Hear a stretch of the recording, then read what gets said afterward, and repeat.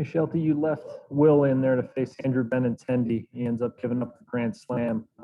Just what was your reasoning in keeping Will in the game at that point as opposed to going to the bullpen? Yeah, I mean, we didn't execute a pitch. I thought we were going to execute a pitch, and we tried to go up and away with the fastball, and he threw a fastball down and in, and it, it got hit out. So in retrospect, yeah, probably should have made a move, but at the time we didn't do it. Is that something where you maybe want to give Will the opportunity to get out of that? Him being a young guy trying to learn a lesson, like, is that something you wanted to trust him with that chance?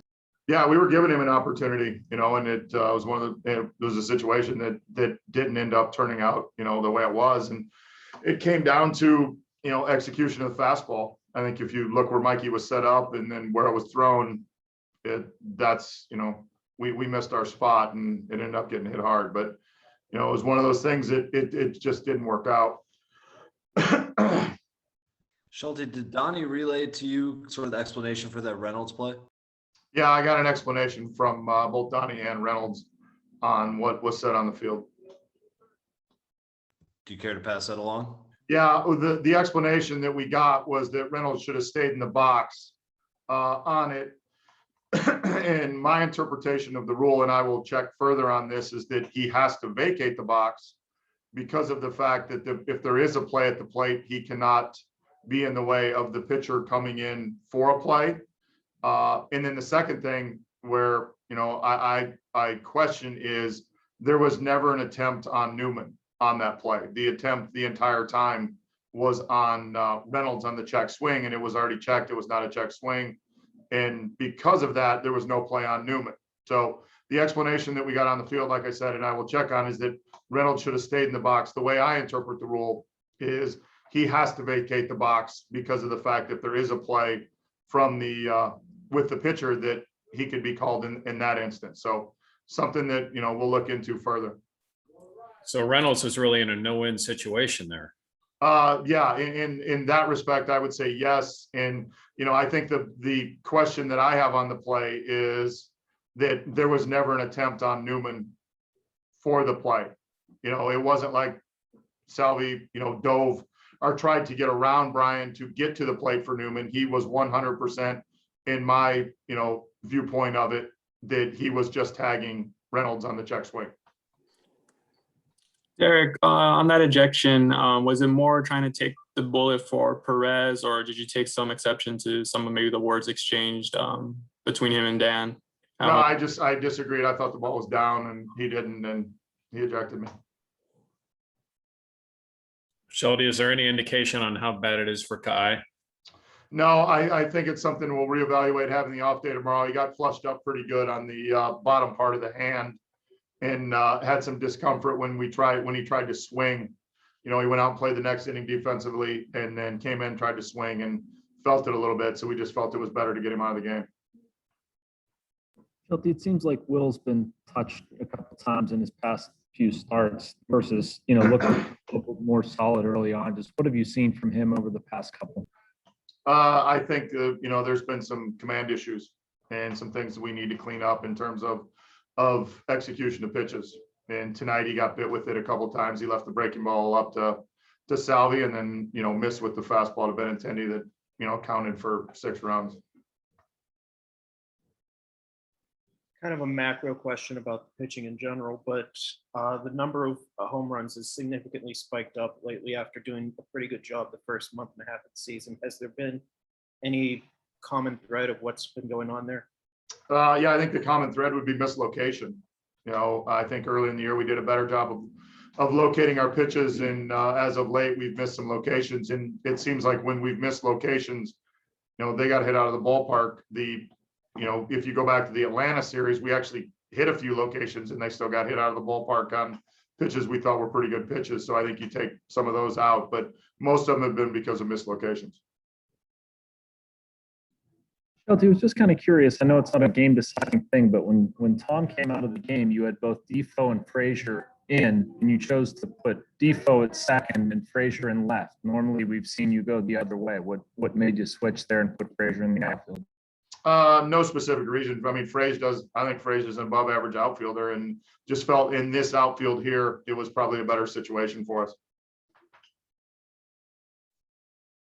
All right, all good. Thanks, guys.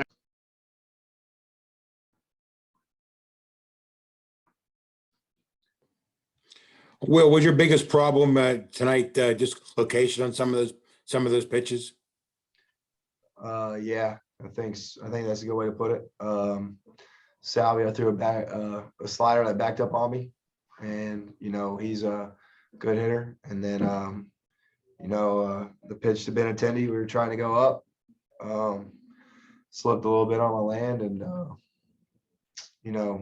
missed down and in, or middle in, wherever you want to call it. And it's kind of his nitro zone. So yeah, just really two pitches that kind of came back to haunt me in the end of things. But it's the location of those pitches. I think you execute them and you don't have to worry about it.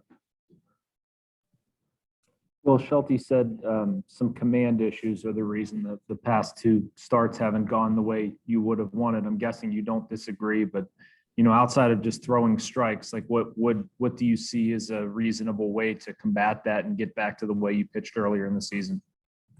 Yeah, I think my last outing, the one before this one, was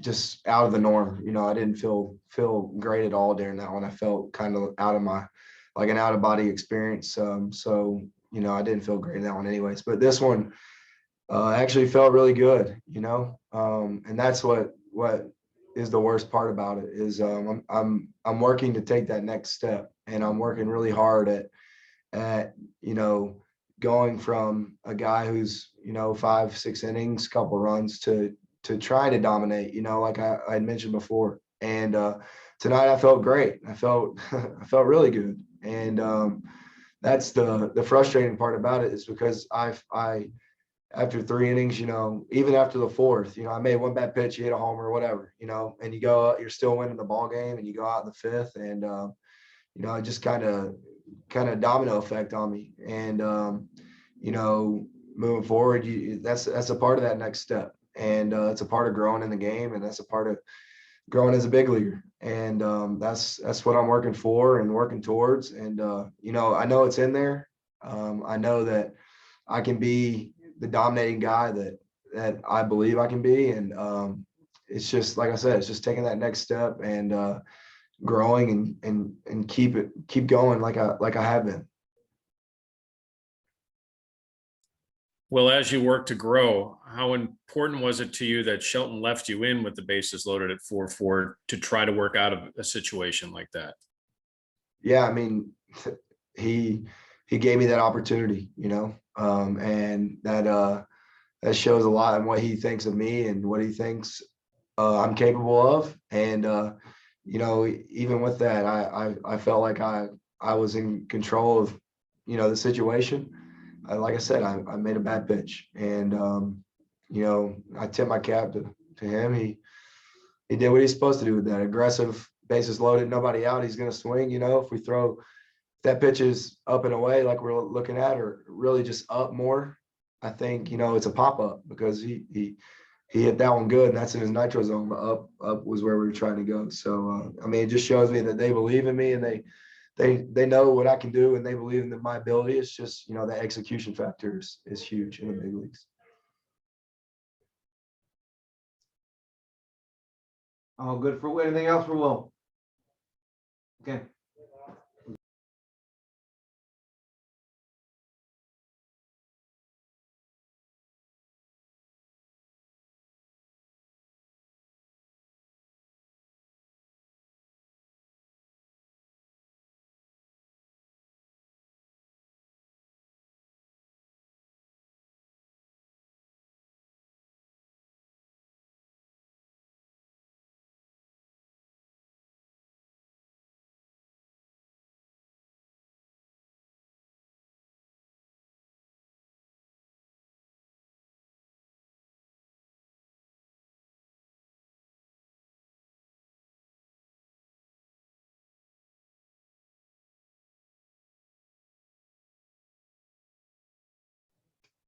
All right, everybody, I have Michael Perez and Mike Gonzalez here.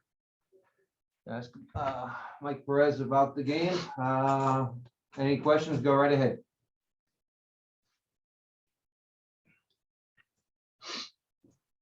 Mike, did you see anything different from Will in the fourth or fifth inning than the first three? Pues mira, no, él tiró muy bien los primeros 3 o 4 innings. Creo que nada, en ese inning que tuvo problemas, lanzó unos picheos que yo sé que él no quería ponerlo ahí, pero yo creo que él batalló y pues ellos tienen un buen line-up y pusieron buenos turnos. You know, I believe that in the first 3-4 innings, he did a good job. He was, pitching very well. And, eventually when the game, started picking up and getting quicker on him and just becoming a little bit more challenging, it was obvious that he threw some pitches that he didn't want those pitches to land in those spots. And it was just unfortunate, but he went out there and, Will Crow, he's always battling. He's always trying to give his best. Michael, you've been heating up a little bit at the plate here. What is going particularly well for you? No escuché. Y te estás calentando y bateando muy bien ahora mismo. ¿Qué es lo que tú piensas que está funcionando para ti? Seguir siendo yo, seguir haciendo mi rutina, creer en mí y creo que poner los turnos, coger buenos turnos lo más que yo pueda. Creo que eso es lo que me ha ayudado.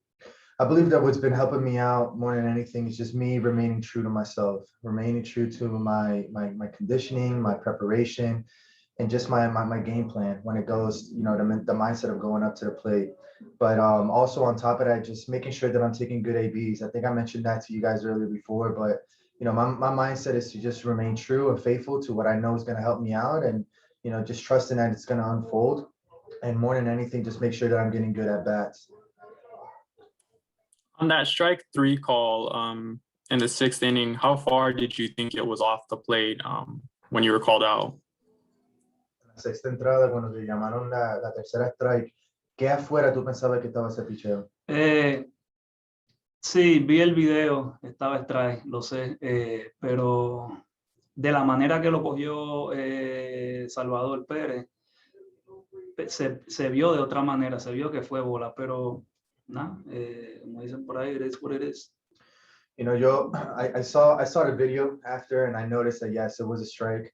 However, the way that not only the pitch came in, but the way that it was received by Salvador Perez, it didn't seem like it was a strike. And that's what I didn't make that attempt. But like I said, it is what it is. It's things that outside of my control sometimes.